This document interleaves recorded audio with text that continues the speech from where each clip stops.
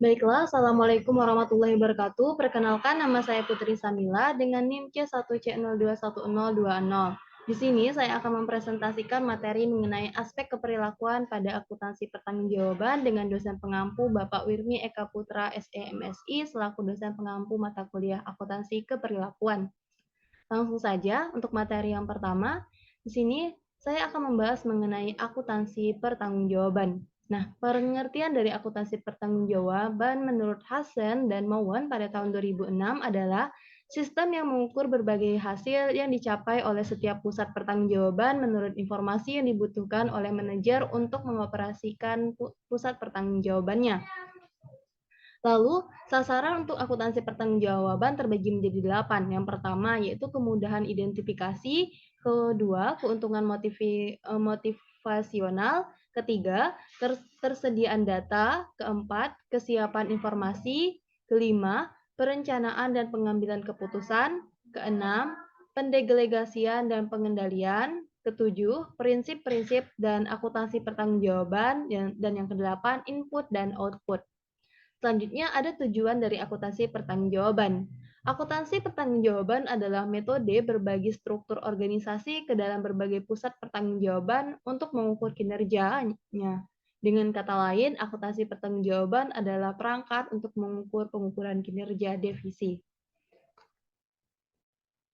Selanjutnya, yaitu adalah akuntansi pertanggungjawaban versus akuntansi konvensional. Nah, akuntansi pertanggungjawaban tidak memiliki penyimpangan apapun dan prinsip akuntansi yang diterima secara umum. Akuntansi pertanggungjawaban berbeda dengan akuntansi konvensional dalam hal cara operasi yang direncanakan dan cara data akuntansi yang diklasifikasikan dan diakumulasikan. Nah, dalam akuntansi konvensional, data diklasifikasikan berdasarkan hakikat atau fungsinya dan tidak digambarkan secara individu yang bertanggung jawab atas keterjadiannya dan pengendalian terhadap data tersebut. Oleh karena itu, data akuntansi konvensional mempunyai nilai yang terbatas bagi manajer dalam memantau efisiensi dari aktivitas harian mereka. Selanjutnya, jaringan dari akuntansi pertanggungjawaban. Akuntansi pertanggungjawaban didasarkan pada pemikiran bahwa seluruh biaya dapat dikendalikan dan masalahnya hanya terletak pada penetapan titik pengendaliannya. Untuk tujuan ini, struktur organisasi perusahaan dibagi ke dalam jaringan pusat pertanggungjawaban secara individual. Sebagaimana didefinisikan oleh National Association of Accounting, struktur organisasi perusahaan dibagi ke unit organisasi yang terlibat dalam pelaksanaan fungsi tunggal atau sekelompok fungsi yang saling berkaitan dan memiliki seorang kepala yang bertanggung jawab pada aktivitas dari unit tersebut. Dengan kata lain, setiap unit dari jaring organisasi atau individual secara lebih spesifik yang bertanggung jawab melaksanakan fungsinya atau output dan menggunakan sumber daya atau input seefisien mungkin dalam melaksanakan fungsi ini. Lanjut, ada jenis-jenis pusat pertanggungjawaban. Pusat pertanggungjawaban individu berfungsi sebagai kerangka kerja untuk mengukur dan mengevaluasi kinerja dari manajer segmen. Nah, untuk jenisnya terbagi menjadi 4. Yang pertama, pusat pendapatan. Pusat pendapatan atau revenue center merupakan pusat pertanggungjawaban di mana output-nya diukur dalam rupiah, tetapi tidak dihubungkan dengan input-nya. Yang kedua, pusat biaya atau cost center merupakan bentuk pusat pertanggungjawaban yang digunakan secara luas. Yang ketiga, ada pusat laba atau profit center, adalah segmen di mana manajer memiliki kendali atas pendapatan maupun biaya. Dan yang terakhir yaitu adalah pusat investasi. Manajer pusat investasi atau investment center bertanggung jawab terhadap investasi dalam aset serta pengendalian atas pendapatan dan biaya. Lanjut, menetapkan pertanggungjawaban. Setelah memilih jenis struktur organisasi, tugas penting berikutnya adalah membangun sistem pertanggungjawaban yang efektif secara keperilakuan adalah menggambarkan pertanggungjawaban. Kebanyakan orang menerima tanggung jawab dan tantangan yang terkandung di dalamnya. Tanggung jawab terhadap sesuatu membuat seseorang merasa kompeten dan penting.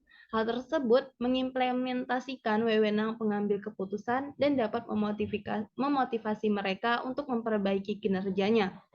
Tanggung jawab adalah pemenuhan suatu pekerjaan. Tanpa hal tersebut, moral karyawan akan menderita. Nah, pada tahun 1956, Komite Konsep dan Standar Biaya dari American Accounting Association atau AAA menerbitkan beberapa pedoman tetapi sekaligus memperingatkan bahwa penerapannya harus disertai dengan penilaian dan akal sehat yang baik. AAA merekomendasikan hal berikut. Yang pertama, orang dengan wewenang atau atas akuisisi atau penggunaan barang dan jasa sebaiknya dibebankan dengan biaya dari barang dan jasa tersebut. Yang kedua, orang yang secara signifikan dapat mempengaruhi jumlah biaya melalui tindakannya dapat dibebankan dengan biaya tersebut. Dan yang ketiga, orang yang tidak dapat mempengaruhi jumlah biaya secara signifikan melalui tindakan langsung maka dapat dibebankan dengan elemen yang diinginkan manajer agar orang tersebut memperhatikannya. Dengan demikian, ia akan membantu mempengaruhi orang lain yang bertanggung jawab. Selanjutnya, yaitu adalah perencanaan, akumulasi data, dan pelaporan berdasarkan pusat pertanggungjawabannya. Yang pertama, anggaran pertanggungjawaban. Karakteristik anggaran pertanggungjawaban adalah bahan manajer pusat pertanggungjawaban dibebani target kinerja hanya untuk pos-pos pendapatan dan biaya yang dapat dikendalikan. Yang kedua, akumulasi data. Untuk memfasilitasi perbandingan periodik dengan berbagai perencanaan anggaran, akumulasi selaba dan biaya aktual harus mengikuti pola jaringan pertanggungjawaban. Hal ini membutuhkan adanya klasifikasi 3 dimensi terhadap biaya dan pendapatan selama proses akumulasi data. Pertama, biaya diklasifikasikan berdasarkan pusat pertanggungjawaban. Kedua, dalam setiap pusat pertanggungjawaban, biaya tersebut diklasifikasikan berdasarkan apakah biaya tersebut dapat dikendalikan atau tidak dapat dikendalikan. Yang ketiga, biaya tersebut diklasifikasikan berdasarkan jenis biaya atau berdasarkan pos pelaporan seperti gaji, perlengkapan, bahan baku, dan sewa. Yang terakhir yaitu adalah pelaporan pertanggungjawaban. Produk akhir dari hasil sistem akuntansi pertanggungjawaban adalah laporan pertanggungjawaban atau laporan kinerja secara periodik. Laporan ini merupakan media yang melalui biaya yang dapat dikendalikan, efisiensi manajerial yang dapat diukur, dan pencapaian tujuan dinilai. Lanjut, aku mau asumsi keperilakuan dari akuntansi pertanggungjawaban.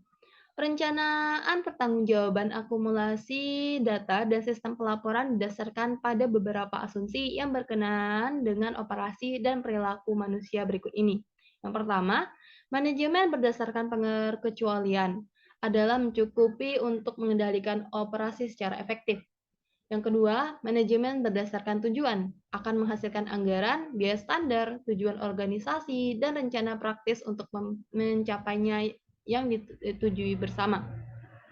Yang ketiga, struktur pertanggungjawaban dan akuntabilitas mendekati struktur hierarki organisasi. Yang keempat, manajer dan bawahannya rela menerima pertanggungjawaban dan akuntabilitas yang dibebankannya melalui hierarki organisasi. Dan yang kelima, sistem akuntansi pertanggungjawaban mendorong kerjasama bukan persaingan. Baiklah, sekian penjelasan materi mengenai aspek keperilakuan pada akuntansi pertanggungjawaban yang dapat saya sampaikan. Saya akhiri, wassalamualaikum warahmatullahi wabarakatuh.